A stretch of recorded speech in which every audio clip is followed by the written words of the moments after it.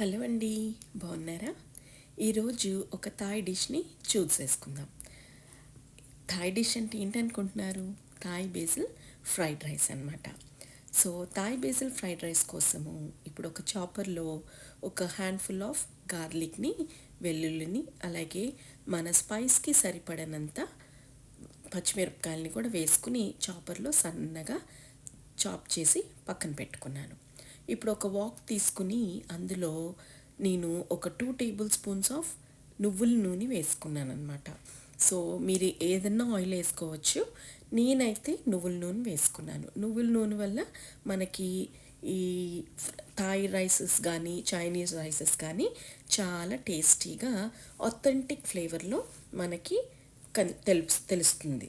So ఇప్పుడు ఒక walk తీసుకున్నాను కదా, అందులో ఏదైతే నేను గ్రీన్ చిల్లీస్, గార్లిక్ చాప్ చేసుకున్నానో అది అందులో వేసుకుని దాన్ని లైట్ గోల్డెన్ కలర్ వచ్చే వరకు దాన్ని ఫ్రై చేసుకున్నాను.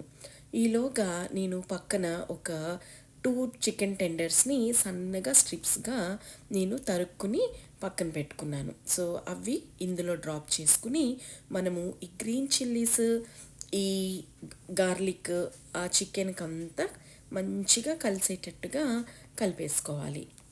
కలిపేసుకుని అది లైట్ వైట్ కలర్ అయ్యాక ఇప్పుడు అందులో మనము కొద్దిగా సాల్ట్ వేసుకుని మొత్తం కూడా ఆ చికెన్కి ఆ స్పైస్, ఆ గార్లిక్ ఫ్లేవరు, ఆ సాల్ట్ అన్నీ కూడా ఆ చికెన్ పీసెస్కి చక్కగా అది సాఫ్ట్గా జ్యూసీగా అయ్యేటట్టుగా దాన్ని కలుపుకుంటూ ఉండాలన్నమాట. అలా కలుపుకుని అది ఎప్పుడైతే మనకి ఒక పీస్ని మనం చేత్తోటి ఇలా అన్నప్పుడు అది చక్కగా కుక్ అయిపోయిందని అనిపిస్తుందో అప్పుడు అందులో మనము ఒక 2 టేబుల్ స్పూన్స్ ఆఫ్ ఆయిస్టర్ సాస్ని వేసుకోవాలి. సో ఇది కేవలం ఆప్షనల్, బట్ వేసుకుంటే ఇది యాక్చువల్ థాయ్ రైస్ లాగా మీకు ఫీల్ అవ్వచ్చు అనమాట.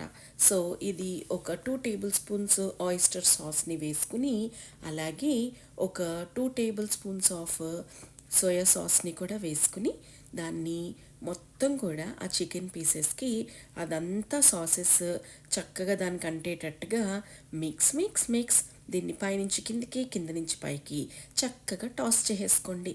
టాస్ చేసుకుని ఈలోగా నా దగ్గర రెడ్ కలర్ క్యాప్సికమ్ ఉందన్నమాట. సో అది రెడ్ కలర్ క్యాప్సికమ్ ఈ థాయ్ రైస్కి బాగుంటుంది. లేదంటే మీరు గ్రీన్ వాడచ్చు. మీ దగ్గర ఏ కలర్ ఉంటే ఆ కలర్ క్యాప్సికమ్ స్ట్రిప్స్ని కూడా ఇందులో వేసుకుని నేను ఒక 2.5 కప్స్ ఆఫ్ రైస్ని నేను కుక్కర్లో పెట్టుకున్నాను అనమాట. సో దీనికి బాస్మతి రైస్ అవసరం లేదు. దీనికి మనం ఓన్లీ సోనా మసూరి రైసే యూస్ చేస్తాము. ఆర్ జాస్మిన్ స్టిక్కీ రైస్ కూడా బాగుంటుంది. సో నేనైతే సోనా మసూరి యూస్ చేశాను. ఒక 2.5 కప్స్ అనమాట. దాన్ని ముందుగానే కుక్ చేసేసుకుని ఇప్పుడు ఈ ఫ్రై అయిన chicken, capsicum, green chillies, garlic, oyster sauce, soya sauce దాంట్లో ఈ రైస్ వేసుకుని మొత్తము కూడా ఆ రైస్ ఈ ఇంగ్రీడియంట్స్ అన్నిటికీ పట్టాలి కాబట్టి దాన్ని చక్కగా మిక్స్ చేసుకున్నాను అనమాట. మిక్స్ చేసుకుని ఈలోగా నేను ఒక బంచ్ ఆఫ్ బేజిల్ లీవ్స్ని తీసుకొచ్చాను. దాన్ని శుభ్రంగా కడిగేసుకుని దాన్ని మనం పాలకూర ఎలాగా సన్నగా మనము తరుక్కుంటామో అలా తరిగేసుకుని దాన్ని కూడా ఈ మంచిగా మిక్స్ అయిన ఈ రైస్లో మనము ఆ బేజిల్ లీవ్స్ని వేసుకుని దాన్ని మంచిగా టాస్ చేసేసుకుందాము. అలా మంచిగా టాస్ చేసుకోవడం వల్ల మంచి ఆథెంటిక్ థాయ్ అరోమా ఫ్లేవర్ దానికి అబ్జార్బ్ అయిపోతుంది, దానికి మంచిగా దిగుతుంది అనమాట.